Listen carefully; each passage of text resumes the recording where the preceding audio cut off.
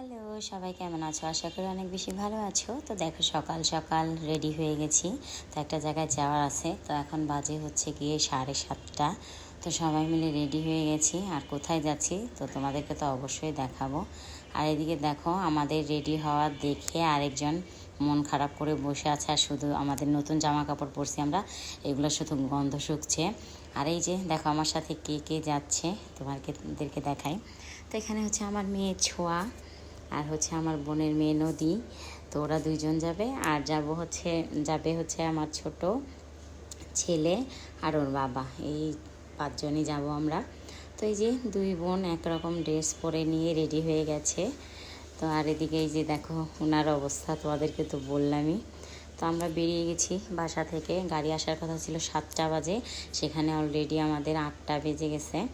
তো এদিকে এসে ওর বাবা আবার কিছু ফল কিনলো বাজার থেকে। তো কাঁঠাল কিনছিল দেখলাম। ছোটো একটা কাঁঠাল নিল, কারণ এত দূরের রাস্তা যাব যেহেতু, এর জন্য এত বড় কাঁঠাল নিলাম না, ছোট একটাই নিলাম। তো কাঁঠালটা অনেক সুন্দর বের হয়েছিল, দেখতেও সুন্দর কাঁঠালটা। তো এই যে আমরা সামনে হাঁটছি, সামনে গাড়ি আসার কথা, তো এখনও আসেনি। তো বাজারের মধ্যে দিয়ে অনেকদিন পর সকালবেলার বাজার দেখলাম, তো ভালোই লাগছে। একদম টাটকা শাক সবজি সব ওঠে সকালবেলা এদিকে। আর এইখান থেকে একটু ব্রিজ পার হয়ে গেলে ওই পাশে গ্রাম। তো গ্রামে আরও বেশি ওইখান থেকে আসে সবজিগুলো, এই জন্য ফ্রেশ জিনিস সকালবেলাতে পাওয়া যায়। আর এই যে দেখো সবাই মিলে এখানে ওয়েট করছি গাড়ির জন্য। তো শেষমেশ গাড়ি চলে এসছে।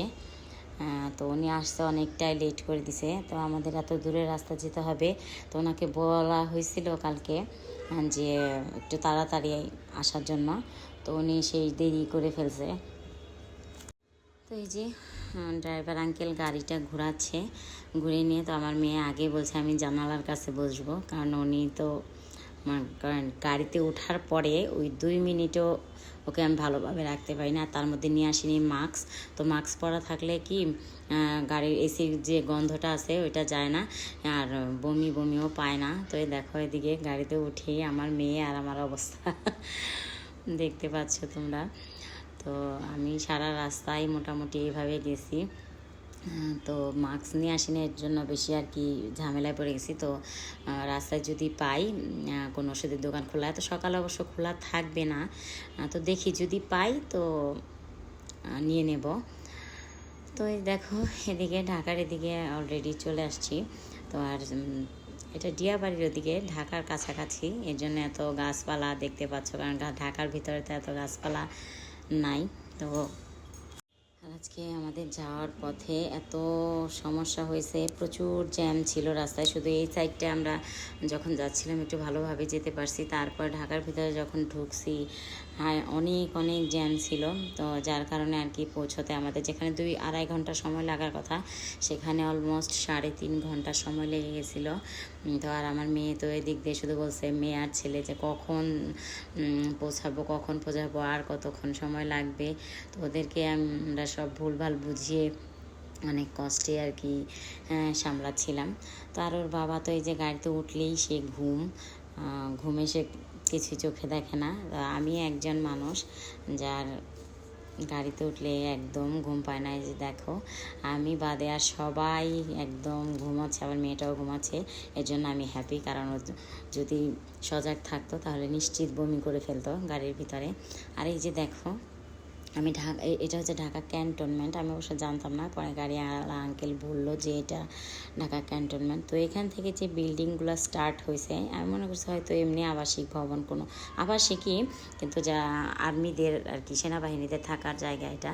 তো এত বিল্ডিং আমি তো দেখে এক সারি না, রাস্তার দুই সারিতেই, কিন্তু এক ধারে এতগুলা বিল্ডিং দেখে আমি তো অবাক হয়ে গেছি। আর ভালোও লাগছিল দেখতে। এইসব জায়গায় যে ওনারা কীভাবে থাকে একমাত্র ভগবানই জানে। তো আমরা যে সাইডটাতে থাকি তাও আলো বাতাস ভালোভাবে, গাছপালা আছে।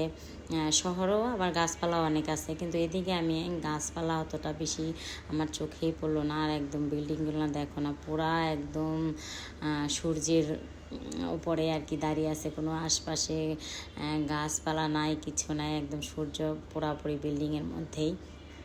আর তাদের অবশ্য কোনো সমস্যা হবে না, কারণ তারা এসি ইউজ করে, আমাদের মতো তো আমরা তো আর এসি ইউজ করি না। আমাদের বাসাতে এমনি যে বাতাস আর চারিপাশে গাছপালা আছে, এর জন্য আর কি এসির দরকার পড়ে না। তো এই বিল্ডিংগুলো দেখে আমি পুরাটা বিল্ডিং একদম ভিডিও করে নিছি। আর এদিকে দেখো আমরা চলে এসেছি।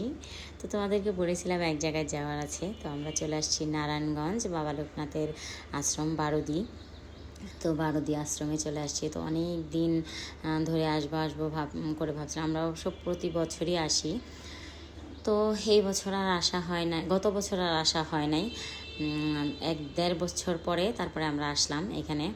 তো এখানে বাবা লোকনাথকে ভোগ দেওয়ার জন্য সন্দেশ মিষ্টি এগুলো কিনে নিলাম, আর ফল দুধ এগুলো বাসা থেকে নিয়ে আসছিলাম। তো চলো যাই এখন ঠাকুরকে পুজোটা দিয়ে নিই।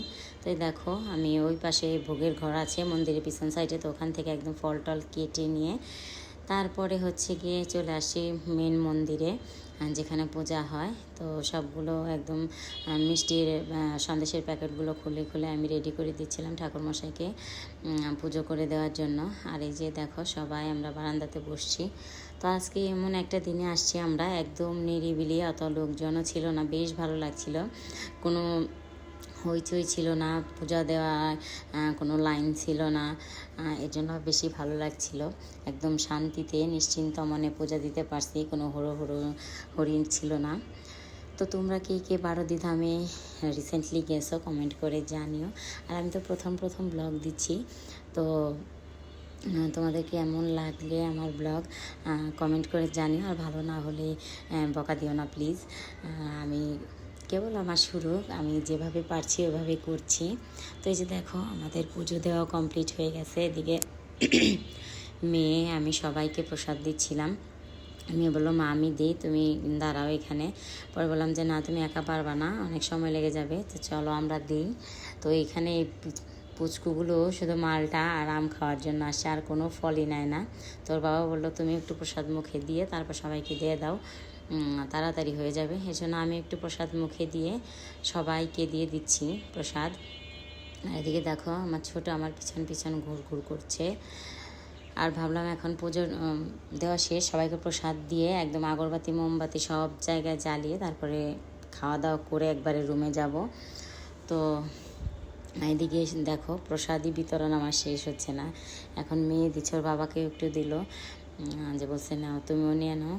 তারপরে এই যে আমরা সব ভোগের জিনিস যেগুলো নিয়ে আসছিলাম থালা টালা এগুলো রেখে এসে এই যে বাবার যে সমাধি মন্দির আছে, তো সেই মন্দিরেই আসলাম আগরবাতি মোমবাতি দেওয়ার জন্য।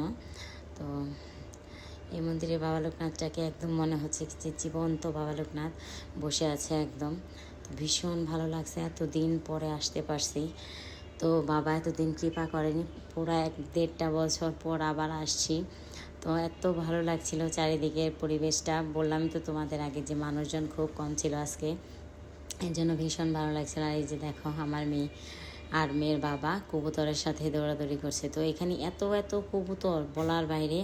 তো মন্দিরের উপরে এখানে যে কীর্তন হয় যে নাট মন্দিরটা, তো ওইটার উপরেই অনেক কবুতরের ঘর করে দিছে ওনারা। আর যে দেখো আমরা এখানে টোকেন নিয়ে ঢুকে গেছি ই করার জন্য। আমরা সবাই মিলে বাল্যভোগের প্রসাদ পাচ্ছিলাম। তো এখানে আমাদেরকে দিয়েছিল হচ্ছে আলু সিদ্ধ, ডাল আর অন্নপ্রসাদ। তো আমার কাছে বাবা লোকনাথের এই বাল্যভোগের অন্নপ্রসাদটাই অনেক ভালো লাগে। সিদ্ধ হলে কি হবে, কিন্তু অমৃতের মতো লাগে খেতে। আর এদিকে দেখো খাওয়া দাওয়া শেষ করে আমরা শ্মশানে চলে আসছি, এখানে আগরবাতি মোমবাতি দেওয়ার জন্য, প্রণাম করার জন্য। তো শ্মশানটা দেখে তো আমি পুরাই মুগ্ধ হয়ে গেছি। তো আমি যখন 1.5 বছর আগে আসছিলাম তখন যে ওই যে এখানে সাধুর মন্দিরটা দেখতে পাচ্ছ ওইটা ছিল না। তারপরে শ্মশানের যে উঠানটা পুরাটা একদম পাকা করে দিছে, দেখে এত ভালো লাগছিল। এত সুন্দর জায়গায় শ্মশান হলে কি হবে, কোনো ভয় কাজ করে না এখানে, এত ভালো লাগে। আর এই যে দেখো এবার এসে দেখছি নতুন করে দুর্গা মন্দির। তো মায়ের মন্দিরটাও এত সুন্দর হয়েছে। তো এখানে শুধু মায়ের মন্দির না, এখানে বেণী মাধব, ত্রৈলঙ্গ স্বামীজি, তারপর আরও কয়েকজনেরই আছে মন্দির, ছোট করে খুব করা। তো আমার এইটার কারুকাজটা দেখে এত ভালো লাগছে, তো আমার মনে হয় না যে আমি বাড়িতে ফিরে যাই, তো এখানেই বসে থাকি। তো তোমাদেরকে বললাম যে দেখো তারপরে এই যে উনি হচ্ছেন বাবা লোকনাথের কে যে দুধ খাওয়াতো, তো পূর্বজন্মে ছিল বাবা লোকনাথের মা কমলা দেবী। তো ওনার একটা মন্দির ছোট্ট করে দিছে। তো এখানে হচ্ছে মায়ের মন্দিরটা আর কি বড় রাখছে, কারণ পুজো টুজো করতে গেলে মায়ের মন্দিরে অনেক স্পেস দরকার হয়। ভেতরটা এখানে 5টা মোট খুব করা হয়েছে, ঘর করা হয়েছে। মাঝখানে মায়ের মন্দির আর 2 পাশে 4 জনের মন্দির। তো এই যে এখানে হচ্ছে ত্রৈলঙ্গ স্বামী, আর এই পাশে ওনার নামটা জানো কি আমি ভুলে গেছি। তো আমার অনেক ভালো লাগছিল মন্দিরটা এসে। তো দেখো আমরা মন্দির থেকে ঘুরে এসে একদম রুমে চলে আসছি।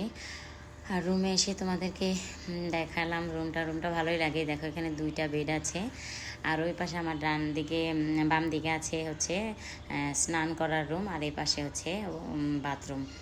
তো আমার কাছে ভালোই লাগছে, একদম টিপটপ। তো দেখো রেডিও হয়ে গেছি আমরা সবাই মিলে। আর ওই যে ওরা দুজন এখন চেঞ্জ করে হাত মুখ ধুয়ে তারপরে আবার বাইরে যাব। তো আমরা মূলত রাজভোগ খাওয়ার জন্যই ছিলাম আজকে এতক্ষণ। তো মেয়ে বলছে মা কখনো আমরা রাজভোগ খাই না বারুদি আসলে, তো এবার খেয়ে তারপরে যাব। তো এর জন্য সবাই রেডি হয়ে বেরিয়ে গেছি। তো এখানে দেখো আমি মন্দিরের চত্বরে হাঁটাহাঁটি করছিলাম, কিন্তু আমি খাইতে যাইনি।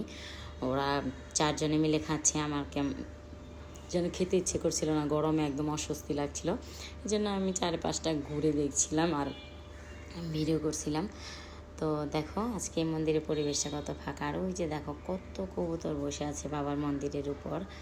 তো আমার আজকে ভীষণ ভালো লাগছে। তো একটা আঙ্কেল এসে কবুতরকে আয় আয় বলে ডাক দিছে, শুধু আয় আয় বলছে, তাই দেখো কত কবুতর চলে আসছে, আর আরও উড়ে উড়ে আসছে। এপাশে মন্দিরের উপরে খুব আছে, কবুতরের ঘর আছে। তো ওইখান থেকে আমাদের খুপই বলে, তোমরা কি ওইটাকে আবার অন্যভাবে নিও না কথাটা। তো আমাদের কবুতরের খুব বলে এইদিকে আমাদের ভাষায়, আর অনেকেই কবুতরের ঘরও বলে। তো ওই যে দেখো কবুতরের ঘরগুলা ওইখান দিয়ে এক সারিতে একদম ছাদের উপরে করে দিছে, সিমেন্টেরই একদম করে দিছে, অনেক সুন্দর হয়েছে। আর অনেক কবুতর, আর এই দিকে দেখো এই যে ছানাপোনাগুলা, এগুলো শুধু কবুতর নিয়ে খেলে। আর আমার ছেলে তো এখন খাচ্ছে, ও আসার পরের থেকেই কবুতরের পিছনে লেগে আছে। ও কী করে আস্তে আস্তে যায়, যে তারপরে কবুতর ধরে। তো এই যে দেখো আমরা শেষবারের মতো বাবার মন্দিরে প্রণাম করে নিচ্ছি। তো আমরা বাসায় চলে যাব এখন, অনেকটাই বিকেল হয়ে গেছে, বিকেল বলতে 6টা বেজে গেছে। তো এই যে দেখো রেডি হয়ে একদম বেরিয়ে আসছি, আবার প্রসাদও নিয়ে নিছি একটু বাসার জন্য।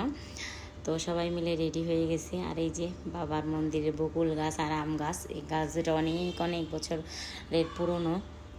তো ভালোই লাগে। আর মনে মনে আজকে মন চাইছিল না যে যাই বাসায়, আর মনে মনে ভাবছিলাম যে আবার কবে আসবো। তো আজকের ভিডিওটা এই পর্যন্তই রাখছি। তো তোমরা সবাই ভালো থেকো, সুস্থ থেকো, সাবধানে থেকো। আর আমার ব্লগটা কেমন লাগলো কমেন্ট করে জানিও। সবাই ভালো থেকো, সুস্থ থেকো, টাটা।